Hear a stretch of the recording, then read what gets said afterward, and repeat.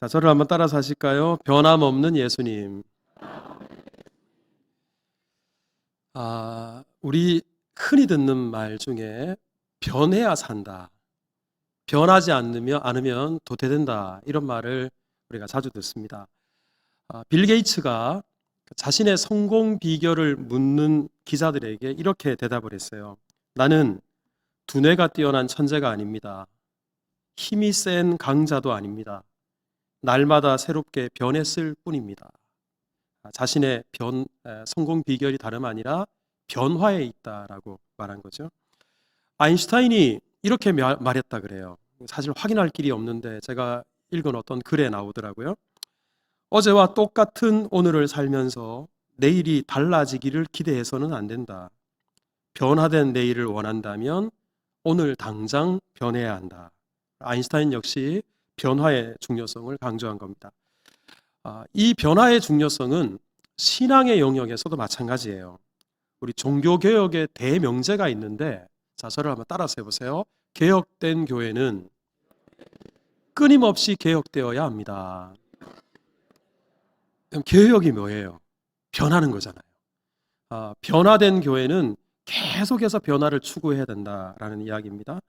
요즘 자주 듣는 말이 우리 한국교회 여러 가지 문제가 있는데 그 문제의 중심에 목사가 있다.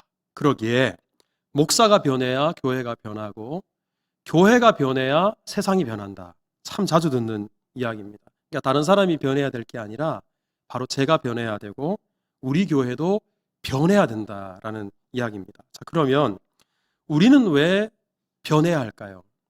왜 변하면 살고 변하지 않으면 죽는 걸까요? 이유는 간단합니다.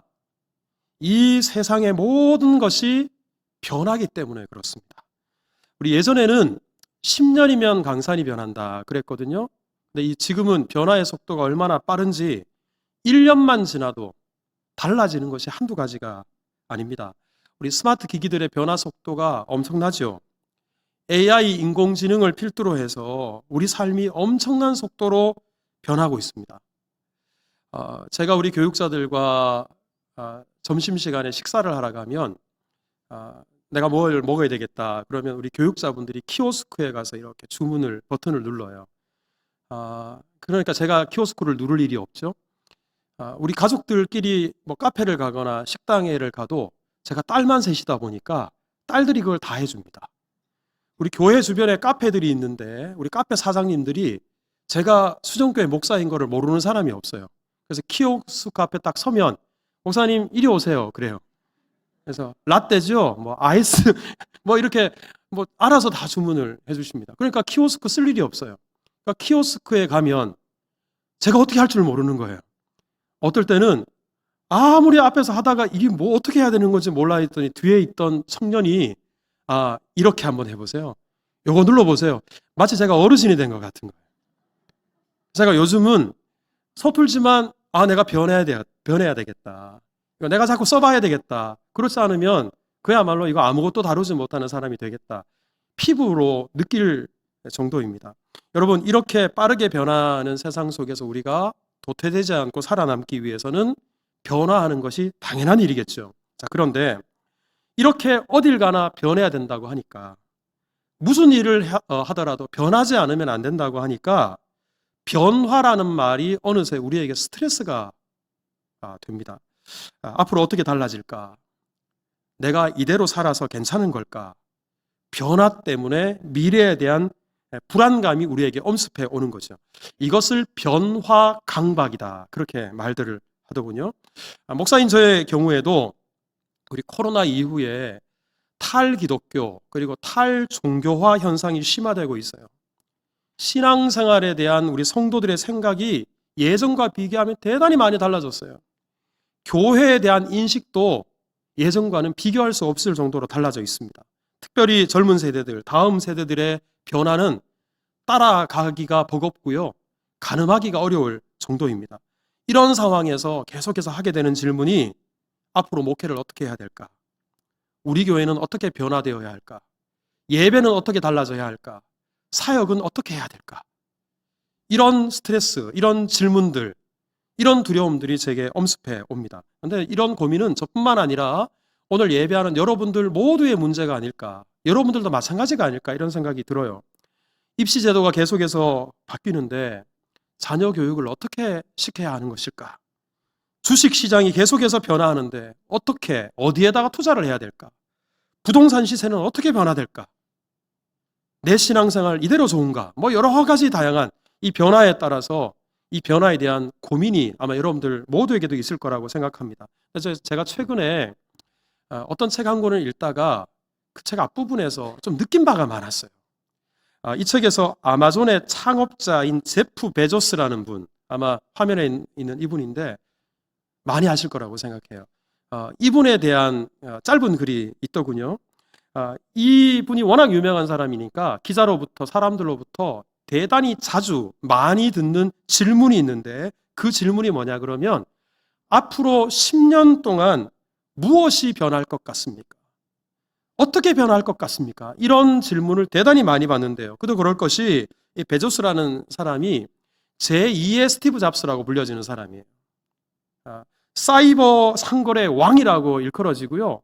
혁신의 사람이다. 이렇게 대단히 이런 말만 들어봐도 왠지 이 사람은 앞으로 사회가 어떻게 바뀔지, 시대가 어떻게 바뀔지, IT 업계가 어떻게 달라질지 다른 사람보다도 특별한 감각을 가지고 잘 전망할 수 있을 것 같다 이런 느낌이 들지 않으십니까?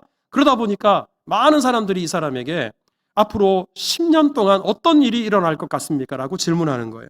근데 베조스가 이 질문에 대해서 어떻게 대답했냐 그러면 앞으로 10년 동안 무엇이 변할 것인가 라는 질문보다 앞으로 10년 동안 변하지 않을 것이 무엇인가 이것이 훨씬 더 중요하다고 생각합니다. 하지만 지금껏 그 누구도 변하지 않을 것에 대해서 질문하는 사람은 없었습니다. 그러니까 베조스의 말은 간단해요. 변하는 세상 속에서 변하지 않는 것을 붙잡아라. 변화무쌍한 세상 속에서 예측 불가능한 그 변화 때문에 스트레스 받지 말고 변화될 수 없는 가치, 변화되지 않는 그것에 집중해라. 이 메시지를 던지는 겁니다. 이 말은 조금만 생각해 보면 고개가 끄덕여져요. 무엇이 변할 것인가 대단히 중요하죠. 그것을 예측만 할 수 있다면, 확실하게 알 수만 있다면 얼마나 좋겠습니까? 하지만 앞으로 어떤 변화가 우리에게 다가올지 알 수 있는 사람, 확신할 수 있는 사람은 아무도 없습니다. 알 수 없는 것을 가지고 강박에 시달리기보다 변하지 않는 가치, 시대가 지나더라도 아무리 많은 변화가 있더라도 절대로 변하지 않는 그런 가치에 집중하는 것, 이게 훨씬 더 중요하지 않겠습니까? 오늘 우리가 읽은 이 본문이 바로 그 메시지를 우리에게 주고 있어요. 우리 8절을 다시 한번 읽어보십시다. 다 같이 시작. 예수 그리스도는 오늘이나 영원토록 동일하시니라. 유명한 구절이에요. 아마 여러분 암송하고 있는 분들도 많으실 겁니다. 이 말씀의 핵심이 뭐냐? 변하는 것들에 주목하지 말고 변하지 않는 예수님을 주목하라. 변하는 것을 의지하지 말고 변하지 않는 예수님을 의지하라. 변하는 것들 붙잡으려고 바둥거리지 말고 변하지 않는 예수님을 붙잡아라. 바로 예수 그리스도, 변하지 않는 예수님을 우리에게 소개하고 있습니다. 우리 주일 오전 예배 시간에 여러분들과 함께 히브리서를 통해서 예수님으로 충분합니다. 5주째 이 주제로 말씀을 함께 나누고 있어요. 오늘이 마지막입니다. 초대교회 당시에 교회에 몰래 들어온 거짓 교사들이, 요즘으로 하자면 이단들이죠. 이들이 유대인 성도들에게, 그러니까 유대교 출신 성도들에게 예수님만으로 부족하다. 예수님 이외에 붙잡아야 될 게 있다. 예수님 이외에 더 필요한 것이 있다라고 성도들을 유혹했어요. 그게 무엇이라고 제가 말씀을 드렸냐면 율법, 제사, 제사장, 성전 이런 것들이 필요하다라고 성도들에게 도전을 했습니다. 그런데요, 이 거짓 교사들이 예수님 이외에도 필요하다라고 말한 것들이 다 어떤 것들이냐 그러면 영원하지 않은 것들이에요. 완전하지 않은 것들이에요. 계속해서 변하는 것들입니다. 변하는 것들을 붙잡으라라고 거짓 교사들이 꼬드겼던 겁니다. 하지만 여러분, 이것들 하나하나 한번 생각해 보십시오. 제사장, 그 제사장이 아무리 훌륭하고 인격이 고매하다 하더라도 그도 똑같은 인간인지라 죽을 수밖에 없어요. 제사장이 계속해서 바뀝니다. 계속해서 이 사람이 죽으면 또 다른 제사장이, 또 다른 제사장이, 그리고 그 제사장도 인격이나 신앙이나 모든 것에서 완전한 제사장은 아무도 없습니다. 여러분, 그 제사장을 바라보는 것이 얼마나 허망한 일입니까? 여러분, 제사 제도 또한 마찬가지예요. 여러분, 제사 제도, 구약의 수많은 제사에 대해서 소개하고 있지만 예수님께서 십자가에 못 박혀 죽으심으로 말미암아 그 모든 제사를 완성하셨어요. 우리는 더 이상 그 제사를 드릴 필요가 없어요. 제사는 다 폐기됐어요. 사라져 없어진 것을 가지고 더 이상 필요하지 않은 것을 붙잡으라. 변화라고 이야기를 하지만 여러분, 그것은 더 이상 필요 없는 변화인데 그것을 붙잡으라고 하는 일이 얼마나 어리석은 일입니까? 여러분, 율법 또한 마찬가지예요. 율법이 아무리 하나님께서 주신 위대한 계명이라 할지라도 에베소서 2장 15절을 보면 법조문으로 된 계명의 율법을 예수님께서 어떻게 하셨다고요? 폐하셨대요. 예수님께서 십자가에 못 박혀 죽으심으로 말미암아 율법의 모든 요구를 다 완성하셨어요. 여러분, 이 율법을 옛 언약이라고 합니다. 예수님은 십자가에 달려 죽으심으로 말미암아 더 이상 옛 언약 가운데 살지 않고 예수 그리스도 안에서 새 언약을 우리에게 허락해 주셨습니다. 여러분, 새 언약이 뭐예요? 은혜의 복음이죠. 더 이상 우리의 행함으로 구원받는 게 아니라 전적인 하나님의 은혜로 우리가 구원받아요. 더 이상 율법이 아니라 복음, 하나님의 은혜의 절정인 복음을 통해서 우리로 하여금 진정한 자유를 누리게 하셨습니다. 예수님께서 율법의 요구를 다 이루셨는데 예수님 이외에 율법을 바라봐라. 여러분, 이게 얼마나 어리석은 일입니까? 성전 또한 마찬가지잖아요. 옛 성전이 다 부서지고 없어요. 예수님께서 우리의 죄를 십자가 위에서 완벽하게 대속하셨습니다. 더 이상 성전을 통해서 우리의 죄를 사할 필요가 없고요. 성전을 통해서 하나님께 나아갈 필요가 없어요. 오히려 저를 비롯해서 우리 모두가 예수님을 모시고 살아가는 살아있는 성전이 되셨습니다. 자, 저를 한번 따라서 합시다. 나는 성전입니다. 우리 옆에 분에게 그대가 성전입니다. 네. 여러분, 더 이상 성전이 필요하지 않아요. 그런데도 그 성전을 붙잡아라. 성전을 의지해라. 성전을 바라봐야 된다. 여러분, 이거 얼마나 허망한 이야기입니까? 여러분, 때문에 히브리서 기자가 우리에게 강조하는 핵심이 있어요. 간단해요. 변하는 것들을 바라보지 말고 변하지 않는 분, 바로 예수 그리스도.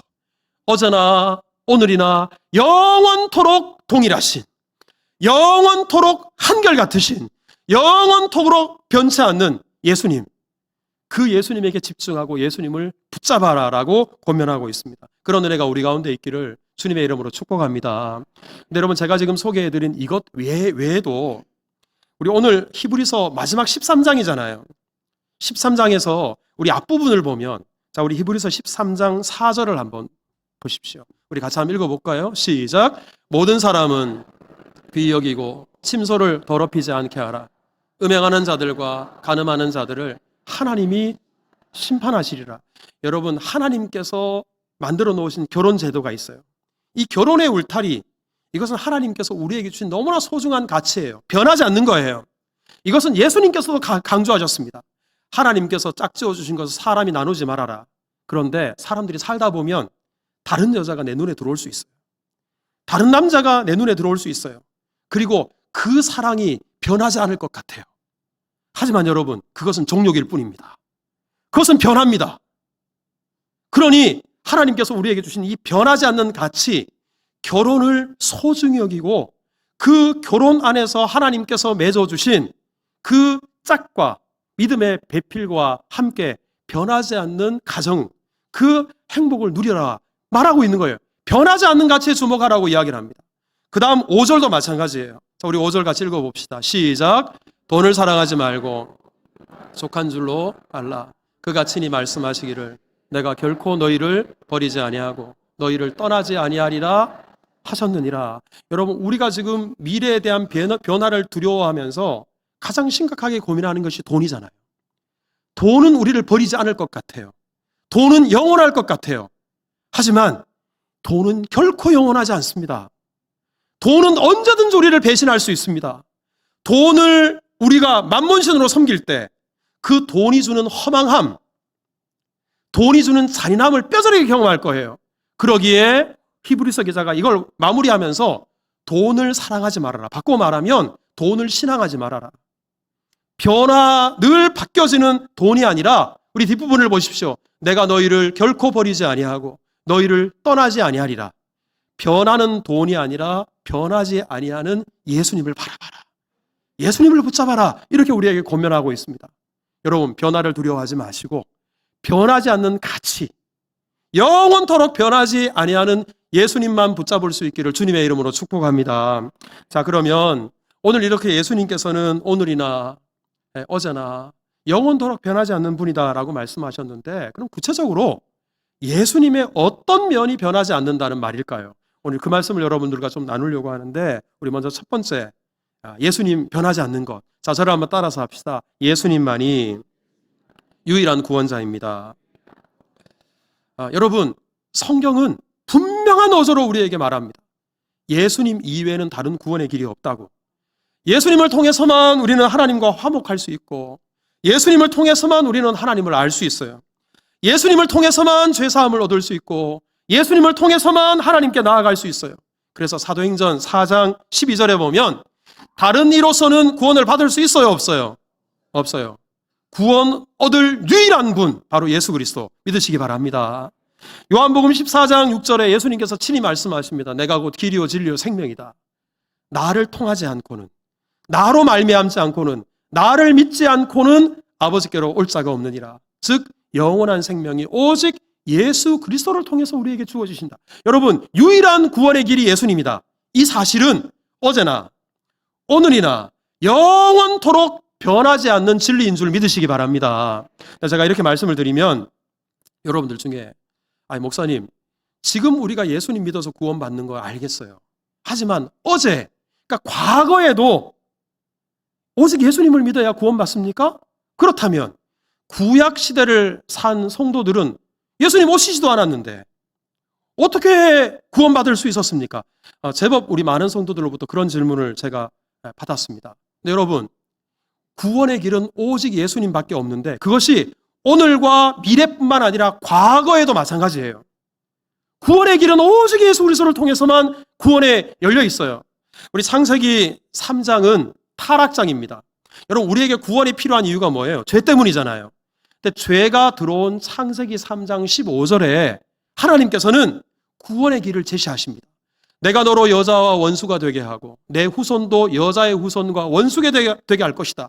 여자의 후손은 내 머리를 상하게 할 것이다. 여러분, 이 말씀이 무슨 말이냐 그러면 이제 죄로 말미암아 우리가 오염됐어요. 구원이 필요하게 되었어요. 그런데 죄의 본질인 사탄의 세력을 여자의 후손이 멸한대요. 심판한대요. 그리고 죄에서 우리를 구원하신대요. 여기서 말하는 여자의 후손이 누굴까요? 여러분, 우리 이 세상에 우리 모든 인류들은 성경의 기록 방식대로 하자면 남자의 후손입니다.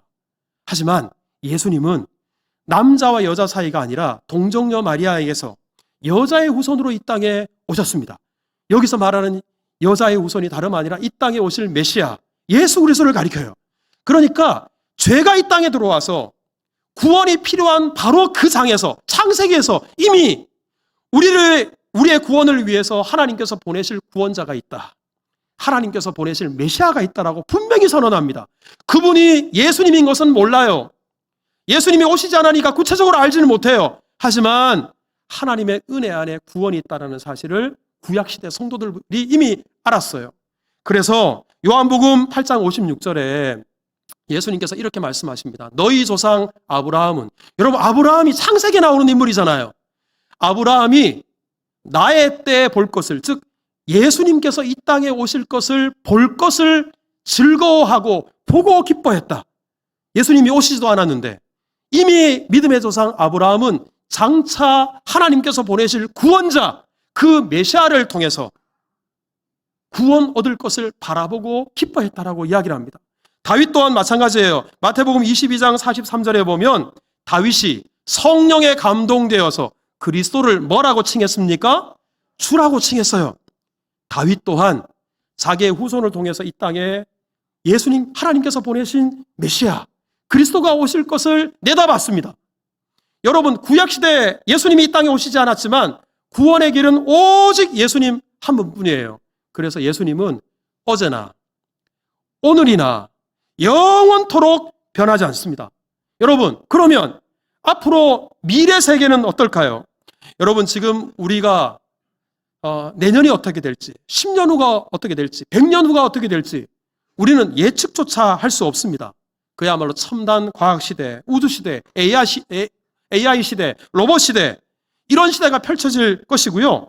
기후 위기와 같은 우리가 지금 상상할 수 없는 일들, 변화들이 우리에게 다가오게 될 것입니다. 자, 그런데 이런 미래 시대가 우리에게 찾아오면 구원의 길이 달라질까요? 이런 미래 시대가 우리 가운데 도래하면 구원의 방법이 달라질까요? 저를 한번 따라서 합시다. 오직 예수님뿐입니다. 그렇다면 앞으로 우리 앞에 어떤 변화가 올지라도 그 변화와 상관없이 우리가 한결같이 바라봐야 될 분은 예수 그리스도가 밖에 없고요. 이 땅에 세워진 주의 교회가 주님 오실 그날까지, 즉 역사의 끝날까지 마지막까지 선포해야 될 분도 예수 그리스도 한 분밖에 없는 줄 믿으시기를 바랍니다. 그러기에 여러분, 예수님은 어제나 오늘이나 영원토록 동일하십니다. 예수님은 유일한 구원자가 되시는 분임을 알고 주만 바라보실 수 있기를 주님의 이름으로 축복합니다. 우리 또 한 가지, 예수님은 어떤 면에서 변함이 없을까요? 자, 저를 한번 따라서 합시다. 예수님은 존재가 변하지 않습니다. 예수님의 존재, 예수님의 인격, 이것은 어제나 오늘이나 영원토록 동일하십니다. 그러면 어제, 즉 과거에 우리 예수님은 어떤 분이셨을까요? 요한복음 1장 1절에 보면 태초에, 즉 영원 전에 말씀에 계셨어요. 이 말씀이 하나님과 함께 계셨고요. 이 말씀이 천지를 창조했어요. 그런데 이 말씀이 다름 아니라 성자 하나님이십니다. 여러분, 이 땅에 오신 예수님, 그 예수님께서 우리 이전에 성자 하나님, 영원하신 하나님이었다라고 말합니다. 그러면 2000년 전에 이스라엘 베들레헴에 태어나신 예수님, 아기 예수님은 이 영원 전부터 계신 성자 하나님과 다른 분일까? 그럼 기독교 역사 속에서 생겨난 수많은 이단들은 이 땅에 오신 예수님은 허상일 뿐이라고 가르쳤어요. 헛개비일 뿐이라고 가르쳤어요. 심지어는 예수님은 그냥 평범한 인간일 뿐이었는데 그 인간 예수에게 하나님의 영이 임하니까 그때부터 그리스도가 된 것일 뿐이다. 이렇게 가르쳐요. 여러분, 이런 이단들의 가르침대로라면 예수님은 영원 전부터 계신 성자 하나님이 아닌 거예요. 어제나 오늘이나 동일하신 분이 아닌 거예요. 하지만 성경은 이런 주장을 단호하게 부인합니다. 여러분, 오늘 우리가 히브리서 13장을 읽었습니다만 히브리서 10장 5절 이하에는 예수님께서 이 땅에 오시기 전에 영원 전에 하늘나라에서 있었던 하나님과 우리 성자 예수님 사이의 대화를 기록하고 있는데 보세요. 그러므로 주께서 세상에 임하실 때 하나님께서 말씀하십니다. 내가 제사와 예물을 원하지 아니하시고 오직 이 땅에 내려올 구원자 되신 예수 그리스도를 위하여 한 몸을 예비하셨대요. 우리 그 다음 절, 우리 9절을 한번 보십시오. 같이 읽겠습니다. 시작. 그 후에 말씀하시기를 보시옵소서. 내가 하나님의 뜻을 행하러 왔나이다. 여러분, 하나님의 구원 계획을 성자 하나님이 들으셨어요. 그리고 우리를 사랑하셔서 기꺼이 그 하나님의 구원 계획에 순종하셔서 사람의 몸을 입고 이 땅에 오셨습니다. 태초부터 계신 성자 하나님께서 다른 분이 아니고요, 동일한 성자 하나님께서 사람의 몸을 입고 이 땅에 오신 거예요. 영원 전부터 계신 하나님이 2000년 전에 이 땅에 오신 예수님과 같은 존재, 같은 인격이라는 이야기입니다. 그럼 왜 영원하신 하나님이 사람의 몸을 입고 이 땅에 오셨습니까? 그 다음 이어지는 10절을 같이 읽겠습니다. 다 같이 시작. 이 뜻을 따라 예수 그리스도의 몸을 단번에 들이심으로 말미암아 우리가 거룩함을 얻었느니라. 영원하신 하나님께서 인간의 몸을 입고 이 땅에 오셔야 우리 대신 피 흘리실 수 있으니까, 우리 대신 죽으실 수 있으니까, 우리 대신 죄의 대가를 지불하실 수 있으니까 하나님의 뜻에 순종하셔서 영원하신 하나님이 인간의 시간 속에, 인간의 역사 속에, 그리고 사람의 몸을 입고 이 땅에 오신 것입니다. 여러분, 영원전에 성자 하나님이 동일한 예수 그리스도임을 분명히 아십시오. 그러면 장차 이 땅에 오실 예수님, 재림하실 구원자는 다른 분일까? 여러분, 히브리서 10장 37절에 보면 잠깐 후면 오실 이가 오신대요. 재림주가 이 땅에 오신다고 말씀하십니다. 그분이 어떤 분인가? 요한계시록 1장 7절에 보면 그가 구름을 타고 오실 것인데 그를 찌른 자들도 볼 것이다. 십자가에 찔림을 당한 예수 그리스도께서, 동일한 예수님께서 마지막 날 하나님 나라를 완성하시기 위해서 이 땅에 오십니다. 태초부터 계신 성자 하나님께서 2000년 전에 사람의 몸을 입고 오셨고, 그리고 우리의 구원을 완성하기 위해서 예수님께서는 다시 구름 타고 이 땅에 재림하신다라고 분명히 선언합니다. 그러니까 여러분, 어제나 오늘이나 영원토록 존재에 있어서 예수님은 변함이 없습니다. 한결같은 한 분 예수 그리스도임을 믿으시기를 바랍니다. 우리 현재 우리나라에 자기가 재림 예수라고 떠들어대고 주장하는 이단 교주가 50명이 있대요. 원래는 더 많았대요. 그런데 최근에 많이 죽었답니다. 제 이야기가 아니라 우리 이단을 다루는 기관에서 하시는 이야기입니다. 우리 신천지 이만희 자기가 감남 열매라고 이야기를 하고 자기가 사실상 예수라고 이야기를 해요. 하지만 제가 예언합니다. 머지않아 죽어요. JMS 정명석이 공공연하게 자기가 예수라고 이야기를 합니다. 재림한 예수라고. 그런데 여러분, 성경은 분명히 이 땅에 재림하신 예수님, 그 예수님께서 재림하시게 될 때 역사가 끝이 나요. 우리 그 예수님과 함께 우리는 완전한 하나님의 나라, 완성된 하나님의 나라에서 영원토록 주와 함께 살아간다라고 말합니다. 그런데 재림하신 예수라고 떠들어놓고 자기들이 죽어요. 이것은 이 사람들은 그냥 사기꾼에 불과하다, 이걸 우리에게 보여주는 겁니다. 여러분, 아무리 이 세상에서 어떤 특별한 영적인 권위를 가지고 마치 자기가 예수라도 되느냐 여러분들을 미혹한다 할지라도, 여러분, 예수님은 존재에 있어서 한 분밖에 없습니다. 영원전에 계신, 그리고 창조하신 분, 2000년 전에 십자가에 못 박혀 죽으신 분, 그 예수님은 한 분 예수님이에요. 그 예수님만 바라보시고 그 예수님만 붙잡을 수 있기를 주님의 이름으로 축복합니다. 마지막으로 변하지 않는 것, 자, 저를 한번 따라서 합시다. 예수님의 사랑이 변하지 않습니다. 여러분, 사람의 사랑은 변합니다. 오늘 죽고 못 살 것 같은 사람이라도 내일 달라질 수 있어요. 오늘 나를 위해 자기 속이라도 다 내줄 것 같은 사람, 내일 나를 배신할 수 있습니다. 하지만 우리를 향하신 예수님은 어제나 오늘이나 영원토록 동일하십니다. 여러분, 예수님께서 이 땅에 오신 것, 예수님이 이 땅에 왜 오셨을까요?